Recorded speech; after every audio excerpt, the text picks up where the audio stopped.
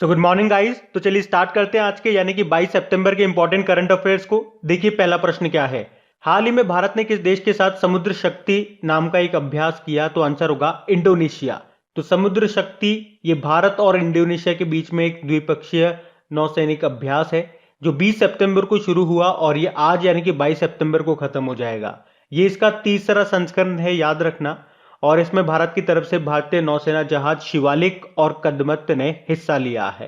कहां पे हो रहा है? तो इंडोनेशिया की कैपिटल जकार्ता में ये हो रहा है। इंडोनेशिया की कैपिटल जकार्ता है, यहीं पे आपको आसियान का हेडक्वार्टर भी मिलेगा। करेंसी होती है इंडोनेशियन रुपया। प्रेसिडेंट है जोको विडोडो। अब एक्सरसाइज वाला क्वेश्चन है, तो 2021 में जितनी भी आप लोगों ने एक्सरसाइज पढ़ी है वो सारी हम लोग रिवाइज करेंगे। देखो अभी आपको याद होगा भारत और नेपाल के बीच में सूर्य किरण नाम का एक्सरसाइज भी हो रहा है।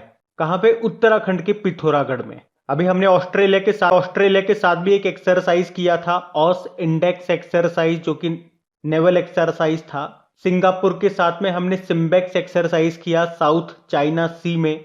अभी हमारे नेशनल सिक्योरिटी गार्ड ने गांडीव नाम से एक एक्सरसाइज किया था। अभी जपड़ नाम का एक एक्सरसाइज आपने पढ़ा होगा, ये हुआ था रशिया में, जिसमें भारत ने भी पार्टिसिपेट किया था। उसके अलावा शेयर्ड डेस्टिनी नाम से एक एक्सरसाइज किया था चाइना में, जिसमें 4 देशों ने हिस्सा लिया था, चाइना, पाकिस्तान, मंगोलिया और थाईलैंड। काजिंद नाम का एक्सरसाइज ये भारत और कजाकिस्तान के बीच में हुआ था। कजाकिस्तान में भारत और सऊदी अरब के बीच में अल मोहद अल हिंदी नाम का एक्सरसाइज हुआ। भारत और कतर के बीच में जायर अल बहार अभ्यास हुआ था फारस की खाड़ी में। अभी डस्टलिक 2 नाम का एक्सरसाइज भारत और उज्बेकिस्तान के बीच में हुआ था उत्तराखंड के रानीखेत में। अभी रशिया के साथ हमने एक ट्राई सर्विस एक्सरसाइज इंदिरा भी की थी। कहां पे? रशिया के वोल्गोग्राद में। अभी ब्रिटेन के साथ में हमने कोंकण नाम का एक्सरसाइज भी किया था ब्रिटेन में। आपको याद होगा अभी कटलेस एक्सरसाइज हुआ था पूर्वी अफ्रीकी तट पे, जिसमें भारत के तलवार जहाज ने हिस्सा लिया था। और तलवार से आपको याद आएगा जायेद तलवार, भारत और यूनाइटेड अरब अमीरात के बीच में यह एक्सरसाइज हुआ था। बाकी खंजर एक्सरसाइज आप जानते हो भारत और किर्गिस्तान के बीच में हुआ बिश्केक में। संप्रीति एक्सरसाइज बांग्लादेश के साथ होता है। सूर्य किरण हम लोगों ने नेपाल के साथ करा। मालदीव के साथ हम एक्यूवेरियन नाम का एक्सरसाइज करते हैं। और डेजर्ट फ्लैग 6 एक्सरसाइज हमने यूनाइटेड अरब अमीरात के साथ में किया था। और यहीं से याद होगा आपको डेजर्ट नाइट एक्सरसाइज हमने फ्रांस के साथ में किया था। वैसे फ्रांस के साथ वरुण भी करते हैं, गरुड़ भी करते हैं और शक्ति भी करते हैं, लेकिन गरुड़ शक्ति हम इंडोनेशिया के साथ में करते हैं। और इंडोनेशिया के साथ ही अभी हमने समुद्र शक्ति किया। और मित्र शक्ति किसके साथ करते हैं? हम श्रीलंका के साथ में। श्रीलंका के साथ तो हम स्लाइनेक्स नाम का एक करते हैं। और स्लाइनेक्स से याद आएगा आपको क्या? सिम्बेक्स। सिम्बेक्स हम करते हैं सिंगापुर के साथ में। सिंगापुर के साथ तो हम बोल्ड कुरुक्षेत्र नाम की एक्सरसाइज भी करते हैं। और बोल्ड से आपको याद आएगा केवीआईसी ने राजस्थान के उदयपुर से बोल्ड प्रोजेक्ट को शुरू किया था, जिसमें बांस के पौधे लगाए थे। याद है आपको? एग्जाम में प्रश्न आया था ये वाला डायरेक्ट। बाकी देखो और कनेक्ट करो आप। मित्र से आपने कनेक्ट करा मैत्री एक्सरसाइज थाईलैंड के साथ करते हैं। शक्ति से याद आएगा ऑपरेशन शक्ति, ये दूसरा परमाणु परीक्षण था जो कि पोखरण में हुआ था 1998 में। पहला वाला स्माइलिंग बुद्धा था जो 1974 में हुआ था।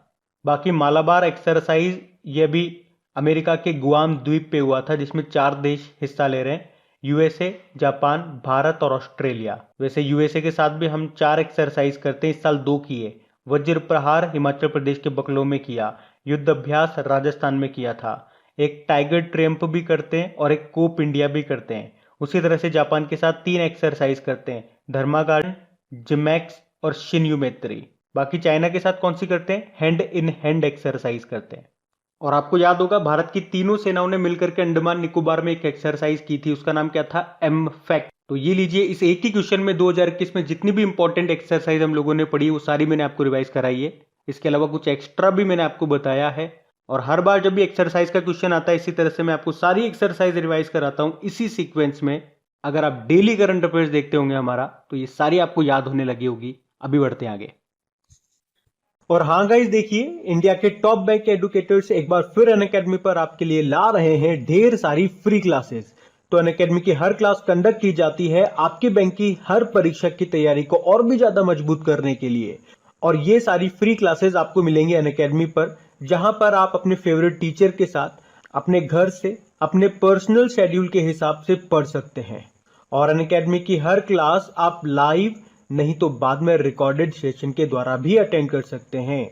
और अगर आप चाहें तो क्लास को डाउनलोड करके ऑफलाइन भी देख सकते हैं। और आप लाइव क्लास में आस्क अ डाउट फीचर के द्वारा टीचर से अपने डाउट भी क्लियर करवा सकते हैं। और आप लाइव क्विजेज और टेस्ट सेशन भी अटेंड कर सकते हैं, जहां पर आपको अपनी लाइव रैंकिंग भी देखने को मिलेगी। और अनअकैडमी पर टोटल 12 भाषाओं में क्लासेस कंडक्ट होती है, तो आप अपनी फेवरेट भाषा में क्लास अटेंड कर सकते हैं। आप अपने टीचर के साथ इंटरेक्ट कर सकते हैं, लाइव पोल में पार्ट ले सकते हैं, और ये सभी फीचर आपको मिलेंगे एक ही प्लेटफॉर्म पर, एक ही सब्सक्रिप्शन के साथ। तो आज ही सब्सक्राइब करें अनअकैडमी पर और इन सभी बेनिफिट्स का लाभ उठाइए।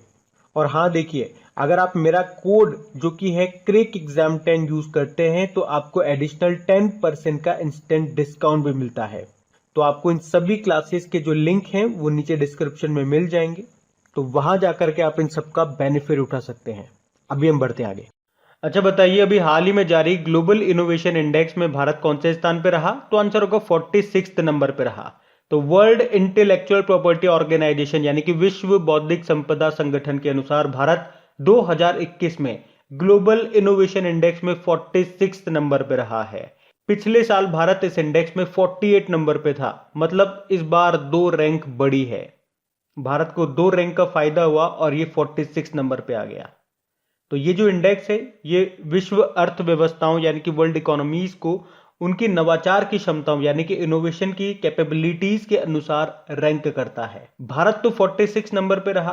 टॉप पे रहा है स्विट्जरलैंड, सेकंड पे रहा है स्वीडन और थर्ड नंबर पे यूएस रहा है। तो ये ध्यान रखना। बढ़ते आगे।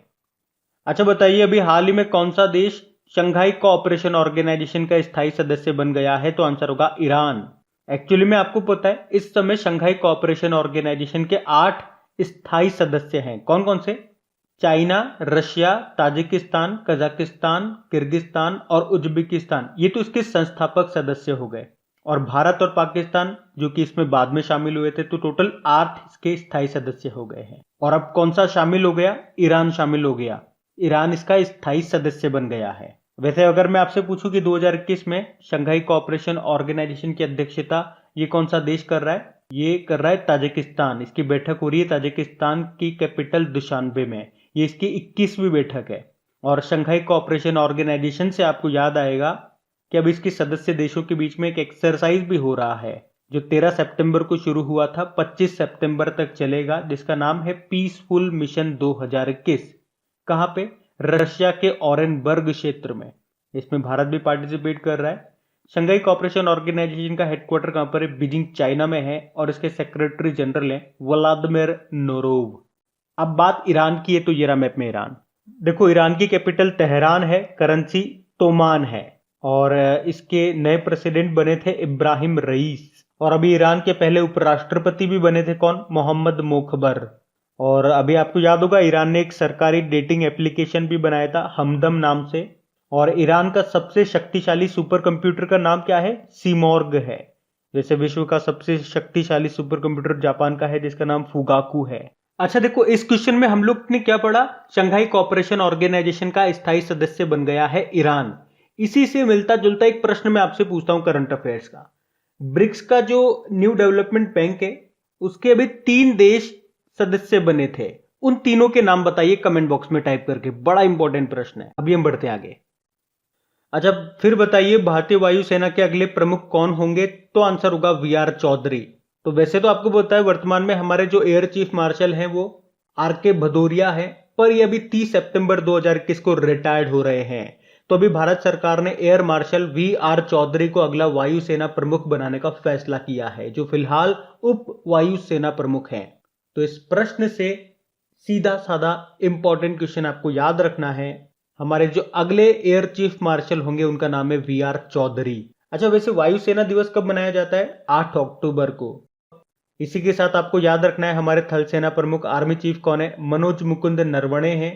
और थल सेना दिवस मनाया जाता है 15 जनवरी को। वैसे नेवल चीफ कौन है? करमबीर सिंह है। और इंडियन नेवी डे मनाया जाता है 4 दिसंबर को। और कल का जो स्पेशल ऑडियो मैंने आप लोगों को बना करके दिया था उसमें मैंने आपसे एक प्रश्न पूछा था, भारत के पहले चीफ ऑफ डिफेंस स्टाफ ये कौन है? तो आंसर होगा बिपिन रावत। आप में से जिसने भी उत्तर दिया था बिल्कुल सही उत्तर दिया था। बाकी सरदार इकबाल सिंह लालपुरा की बात करेंगे तो राष्ट्रीय आयोग के अध्यक्ष बने। जेबी महापात्रा सीबीडीटी के अध्यक्ष हैं ये। और अभय कुमार सिंह सहकारिता मंत्रालय में जॉइंट सेक्रेटरी संयुक्त सचिव बने थे। तो ये भी ध्यान रखना, बढ़ते आगे। फिर बताइए अभी हाल ही में किसे Ramkrishna Bajaj memorial global award से सम्मानित किया गया? तो आंसर होगा गौतम अडानी को। तो अभी अडानी ग्रुप के चेयरमैन है ये गौतम अडानी, जिनको प्रियदर्शनी की 37वीं वर्षगांठ पर Ramkrishna Bajaj memorial global award से सम्मानित किया गया है। ये जो पुरस्कार है ये राष्ट्रीय और अंतर्राष्ट्रीय गणमान्य व्यक्तियों को उनके संबंधित क्षेत्रों में उत्कृष्ट योगदान के लिए दिया जाता है। प्रियदर्शनी की बात करेंगे तो प्रियदर्शनी एकेडमी ये एक नॉन प्रॉफिटेबल सामाजिक, सांस्कृतिक और शैक्षिक संगठन है। तो याद रखना ये अवार्ड दिया गया गौतम अडानी को। बाकी डॉक्टर शगुन गुप्ता अभी महाराष्ट्र के जो राज्यपाल हैं भगत सिंह कोश्यारी, उन्होंने चेंज मेकर अवार्ड दिया था इनको। डॉक्टर शैलेंद्र सिंह की बात करेंगे तो कछुओं के संरक्षण के लिए बेहलर टर्टल कंजर्वेशन अवार्ड 2021 मिला था इनको। और नमिता गोखले 7वां यामिन हजारिका पुरस्कार मिला इनको। तो ये भी ध्यान रखना, बढ़ते आगे।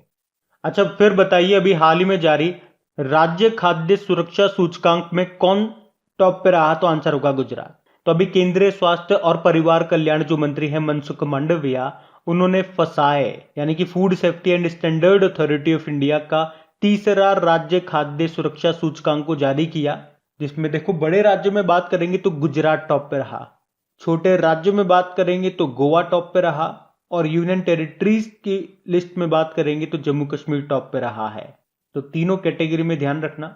बाकी फसाए मतलब होता है food safety and standard authority of India, स्थापना होती है 2011 में। वर्तमान में चेयरपर्सन रीता टायोटिया हैं और सीईओ अरुण सिंगल है। अच्छा चलो यहां से एक प्रश्न मैं आपसे पूछता हूं, कुछ दिन पहले ही हम लोगों ने पढ़ा था, आप बताइए कि अभी फसाई ने किस रेलवे स्टेशन को 5 स्टार ईट राइट स्टेशन का सर्टिफिकेट दिया था?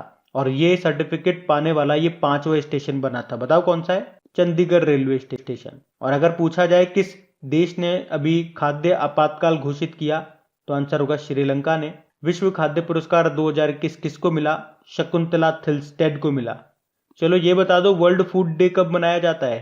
16 अक्टूबर को। और अगर आपसे पूछा जाए वर्ल्ड फूड सेफ्टी डे कब मनाया जाता है, तो 7 जून आंसर करना, इसमें कंफ्यूज मत होना। बढ़ते आगे।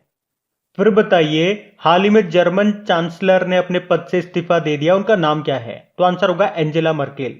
तो अभी जर्मन चांसलर हैं ये एंजेला मर्केल। इन्होंने जर्मनी की सरकार के प्रमुख के रूप में 16 साल की सेवा के बाद 2021 के अंत में पद छोड़ने का फैसला किया है। और आपको बता दूं कि फोर्ब्स मैगजीन के द्वारा पिछले 10 सालों में उन्हें the world most powerful women नामित किया गया था। वे जर्मन की पहली महिला चांसलर हैं, लेकिन 2021 के अंत तक वो अपने पद से इस्तीफा दे देंगी। बाकी देखो वोजोसा उस्मानी की बात करेंगे तो कोसोवो देश की ये दूसरी महिला प्रेसिडेंट बनी थी। सामिया सुलुहु हसन तंजानिया की पहली महिला प्रेसिडेंट बनी थी। और काजा कलास एस्टोनिया की पहली महिला प्रधानमंत्री बनी थी। लेकिन बात तो यहाँ पे जर्मनी की है, तो ये रहा मैप में जर्मनी, जो कि एक यूरोपियन कंट्री है। कैपिटल इसकी, करेंसी यूरो है। हमने कहा चांसलर अभी तो वर्तमान में यही है एंजेला मर्केल, प्रेसिडेंट है फ्रैंक वॉल्टर स्टाइनमायर।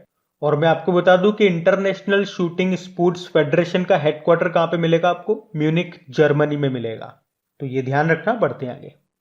फिर बताइए अभी हाल ही में विश्व अल्जाइमर दिवस ये कब मनाया गया? तो आंसर होगा 21 सितंबर को। तो हर साल विश्व अल्जाइमर दिवस ये 21 सितंबर को मनाया जाता है। तो ये जो अल्जाइमर रोग है ये भूलने का रोग है। इसका नाम एलोइस अल्जाइमर के नाम पर रखा गया, जो कि एक जर्मन मनोचिकित्सक थे।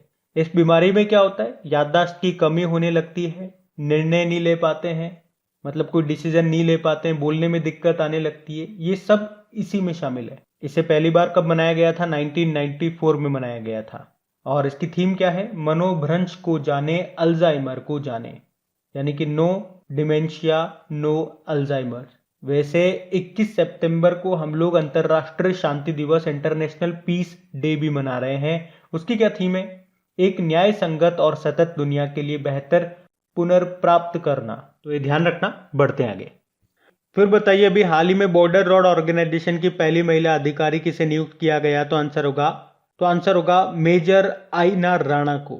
तो अभी भारतीय सेना की मेजर आईना राणा ये सीमा सड़क संगठन यानी कि बॉर्डर रोड ऑर्गेनाइजेशन की किसी रोड कंस्ट्रक्शन कंपनी की कमान संभालने वाली पहली महिला सैन्य अधिकारी बन गई हैं। आईना राणा इनका नाम है। इसी तरह से धृति बनर्जी का नाम याद रखना, जूलॉजिकल सर्वे ऑफ इंडिया की पहली महिला निदेशक बनी थी। रजनी कौल बीबीसी पर हिंदी में समाचार बुलेटिन पढ़ने वाली पहली महिला थी, निधन हो चुका है इनका भी। रेखा मेनन नेस्कॉम की पहली महिला अध्यक्ष बनी है ये। देखो, बॉर्डर रोड ऑर्गेनाइजेशन की बात करते हैं तो स्थापना होती है 1960 में। इसके डायरेक्टर जनरल है राजीव चौधरी। और हमने पढ़ा था बॉर्डर रोड ऑर्गेनाइजेशन की पहली महिला कमांडिंग ऑफिसर बनी थी वैशाली युवा से। और अभी हमने पढ़ा था बॉर्डर रोड ऑर्गेनाइजेशन ने लद्दाख में उमलिंग ला दर्रे में दुनिया का सबसे ऊंचा सड़क का निर्माण किया था। तो ये भी ध्यान रखना, बढ़ते आगे। फिर बताइए, अभी हाल ही में 2 चोटियों को फतेह करने वाली सबसे तेज भारतीय कौन बन गई है? तो आंसर होगा गीता समोता। तो CISF की ऑफिसर हैं ये गीता समोता, जो अभी अफ्रीका और रशिया में स्थित 2 चोटियों को फतेह करने वाली सबसे तेज भारतीय यानी कि फास्टेस्ट इंडियन बन गई है। अच्छा, रशिया में है माउंट एल्ब्रस जिसको इन्होंने फतेह किया, जो कि यूरोप की सबसे ऊंची पर्वत चोटी है। और अफ्रीका की कौन सी? माउंट किलिमंजारो है, जो आपको मिलेगी तंजानिया देश में। अच्छा, बाकी ये नाम तो मैं आपको कई बार बता चुका हूं। आज कुछ पर्वत चोटियों के बारे में आपको बताता हूं जो आपको याद होनी चाहिए। हमने कहा अफ्रीका की सबसे ऊंची चोटी माउंट किलिमंजारो है, जो आपको मिलेगी तंजानिया देश में। उत्तरी अमेरिका, नॉर्थ अमेरिका की सबसे ऊंची पर्वत चोटी जिसको कहते हैं माउंट डेनाली या इसे ही माउंट मैकिनली भी कहा जाता है, ये आपको मिलेगी अलास्का में। दक्षिण अमेरिका की सबसे ऊंची पर्वत चोटी कौन सी है? माउंट एकांगुआ है, ये एंडीज पर्वतमाला में स्थित है। ये आपको मिलेगी कहां पे? अर्जेंटीना में। अच्छा, काम्या कार्तिकेयन का नाम आपने सुना होगा। ये 12 वर्षीय भारतीय हैं और ये सबसे युवा पर्वतारोही बनी थी इस पे चढ़ाई चढ़ने वाली। अंटार्कटिका की सबसे ऊंची चोटी है माउंट विंसन मैसिफ। ऑस्ट्रेलिया की है माउंट कोजियस्को। एशिया की माउंट एवरेस्ट हो ही गया, यूरोप का माउंट एल्ब्रस हो गया। उसके अलावा याद रखना, माउंट एवरेस्ट को फतेह करने वाली पहली भारतीय महिला कौन थी? बछेंद्री पाल थी। और माउंट एवरेस्ट को फतेह करने वाली पहली दिव्यांग महिला कौन थी? अरुणिमा सिन्हा थी। बढ़ते आगे। फिर बताइए, अभी हाल ही में अखिल भारतीय अखाड़ा परिषद के अध्यक्ष का निधन हो गया, उनका नाम बताइए। आंसर होगा नरेंद्र गिरी। तो अखिल भारतीय अखाड़ा परिषद के अध्यक्ष थे ये महंत नरेंद्र गिरी, जिनका भी निधन हो गया। वे 2016 में पहली बार अखाड़ा परिषद के अध्यक्ष बने थे और उनके कार्यकाल के दौरान ही परिषद ने कथित रूप से नकली संतों की एक सूची जारी की थी। और अभी उन्होंने अखाड़ा परिषद को राम जन्मभूमि ट्रस्ट में शामिल करने की भी मांग की थी, लेकिन अभी उनका निधन हो गया। और इंग्लैंड के पूर्व फुटबॉलर हैं जिमी ग्रीव्स, उनका भी अभी निधन हो गया। और उड़िया साहित्यकार और सामाजिक कार्यकर्ता और पत्रकार हैं मनोरमा महापात्रा, इनका भी अभी निधन हो गया। बढ़ते हैं आगे। फिर बताइए, अभी हाल ही में जारी बल्लेबाजों की ICC महिला वनडे रैंकिंग में टॉप पे कौन है? तो आंसर होगा मिताली राज है। तो अभी हाल ही में जारी बल्लेबाजों के लिए नवीनतम ICC वुमेन्स ODI रैंकिंग में पहले स्थान पर मिताली राज हैं, जबकि ओपनर स्मृति मंधाना ये 7वें स्थान पर है और झूलन गोस्वामी इनको 4थे स्थान पर रखा गया है। देखो, ICC यानी कि इंटरनेशनल क्रिकेट काउंसिल, इसका हेडक्वार्टर आपको मिलेगा दुबई UAE में और इसके अध्यक्ष ग्रेग बार्कले हैं, जो कि न्यूजीलैंड से हैं। अब बात करेंगे कल के वीडियो में पूछे गए प्रश्न के उत्तर की। तो कल के वीडियो में आपसे पूछा था किसे पंजाब का नया मुख्यमंत्री बनाया गया? तो आंसर होगा चरणजीत सिंह चन्नी को बनाया गया है। आप सभी ने प्रश्न का बिल्कुल सही उत्तर दिया है। चलिए आप कमेंट बॉक्स में टाइप करके बताइए, यहाँ पे अभी 2 डेप्यूटी CM बने थे, उनके नाम क्या है। और एक रिक्वेस्ट मेरी आप लोगों से रहेगी, अगर वीडियो अच्छा लगा है, सेशन अच्छा लगा, हेल्पफुल लगा है, तो प्लीज इसे लाइक करके अपने दोस्तों के साथ में जो भी आपका स्टडी ग्रुप हो गया, प्लीज वहां पे एक बार इस वीडियो के लिंक को शेयर जरूर कर देना। और अगर आप में से कोई इस वीडियो को वेरी फर्स्ट टाइम देख रहे हैं तो आपको बता दूं कि इसके अलावा डेली करंट अफेयर्स के रिवीजन के लिए एक ऑडियो पर डे में तैयार कर रहा हूं। उस ऑडियो को आप जरूर सुना करें। नीचे डिस्क्रिप्शन में आपको ऑडियो रिवीजन के नाम से एक लिंक दिया गया है। जब आप उस लिंक पे क्लिक करोगे तो आपको मेरी ऑडियो प्रोफाइल मिल जाएगी। वहां पे फॉलो का ऑप्शन आएगा, उस पर क्लिक करके आप मुझे फॉलो कर लीजिए। पास में बेल आइकन को क्लिक कर लीजिए, क्योंकि जब भी मैं इंपॉर्टेंट टॉपिक के ऑडियोज अपलोड करूंगा उनका नोटिफिकेशन सबसे पहले आपको मिल सकेगा। तो ये ध्यान रखना। Thank you guys.